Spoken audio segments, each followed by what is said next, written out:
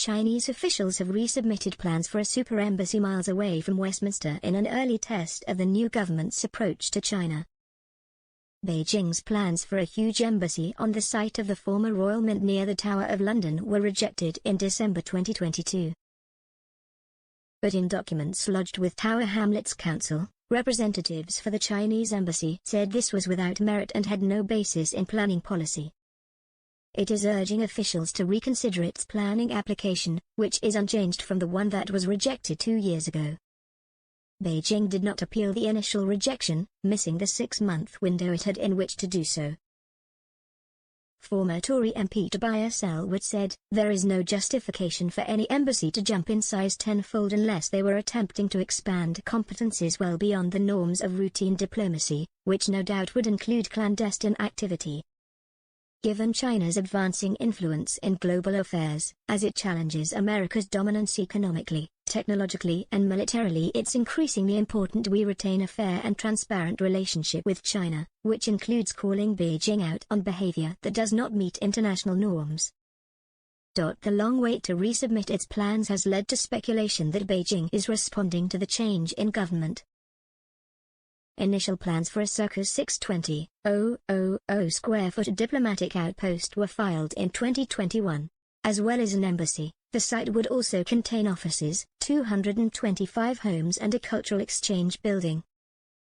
It would sit 3 miles east of Westminster, and be more than 10 times the size of China's existing base at Portland Place in Marylebone.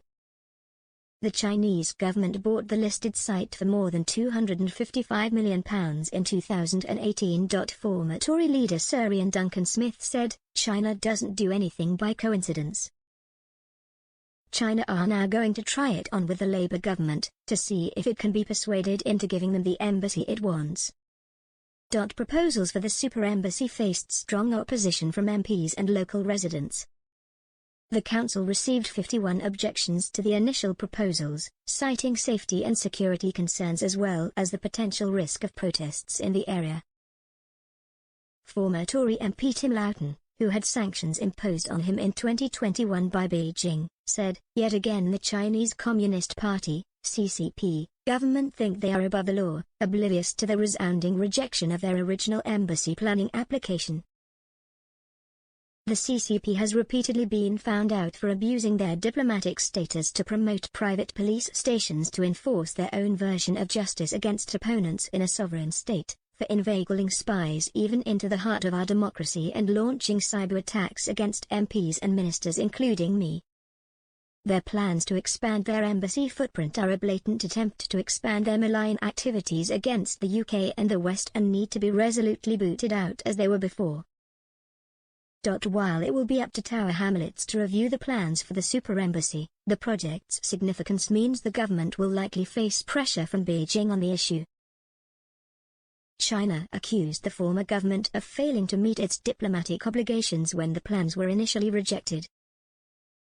Sir Ian said the revived plans should be rejected once more. He said, "If China wants an embassy, it should be away from the main part of the city, as the US has done and others are doing." A spokesman for Tower Hamlets Council said, "A new planning and listed building consent application has been submitted to develop an embassy on the site of Royal Mint Court. The planning team are reviewing the application and public consultation has commenced. At this stage we do not have a target committee date." Foreign Minister David Lammy pledged to carry out a full audit of the UK's ties with China as part of a reset of relations. Tensions between the UK and China are at a high. In May, the UK said China was likely behind a hack on the Ministry of Defence, which Beijing denied.